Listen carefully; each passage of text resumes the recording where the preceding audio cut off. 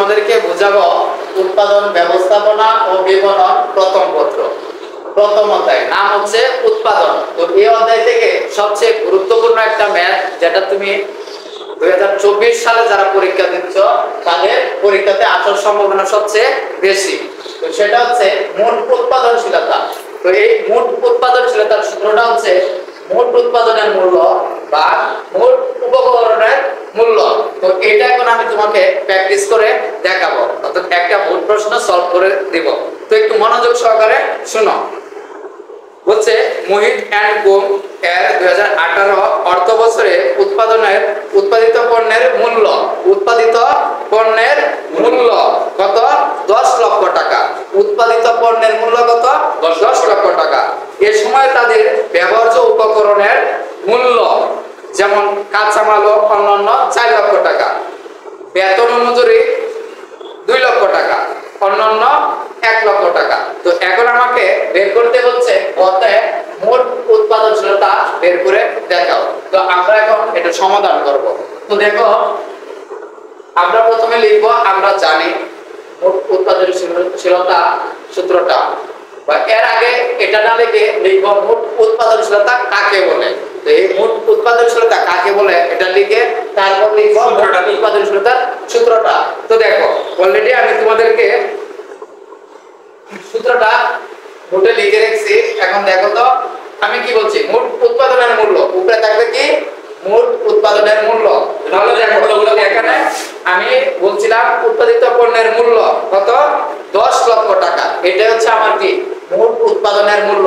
এই যে মোট উৎপাদনের মূল্য, এটা হচ্ছে প্রশ্নতে বা সৃজনশীলে ডাইরেক্ট দেওয়া থাকবে, একেবারে সরাসরি দেওয়া থাকবে এই কথাটা, ঠিক আছে? তো তখন তুমি কি করবা, উপরে ডাইরেক্ট লিখে দিবা কত?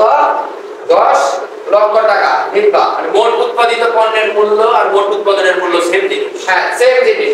মোট উৎপাদনের মূল্য যে কথা, উৎপাদিত পণ্যের মূল্য ঠিক সেম কথা। আর মোট উপকরণের মূল্য এখন আমাকে বের করতে হবে। তো এই যে মোট উৎপাদনের মূল্যটা, এটা সরাসরি তোমার সৃজনশীলে দেওয়া থাকবে।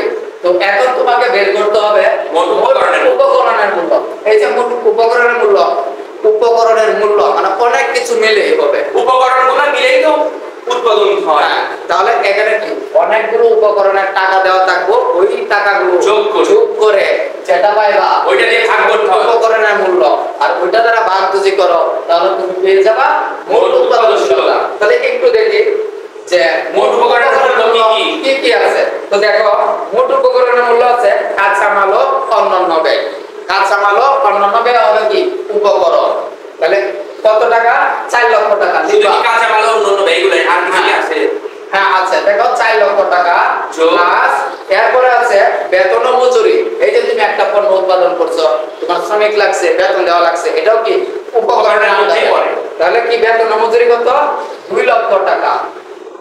ঠিকলা 2 লক্ষ টাকা প্লাস দেখো কি এটা, এরপর দেখো আছে অন্যান্য যে শব্দটা, সেটা কত? 1 লক্ষ টাকা। এই যে 1 লক্ষ টাকা এটা লিখলাম। এখন কি করব, আর কিছু নাই, উপকরণ আমার আর কিছু নেই। আর ক্যালকুলেশন, তাহলে এখন কি করতে হবে, আমাকে যোগ করতে হবে, ক্যালকুলেশন করে। তাহলে দেখো 4 লক্ষ উপরে কত থাকতেছে? 10 লক্ষ ভাগ 4 লক্ষ 4 লক্ষ 2 লক্ষ 6 লক্ষ 7 লক্ষ 7 লক্ষ 10 লক্ষ ভাগ 7 লক্ষ দিব। হ্যাঁ, তাহলে দেখো কাটাকাটি যদি করি, এটা 2 শূন্য শূন্য কাটা ভাগ করো, কত হচ্ছে?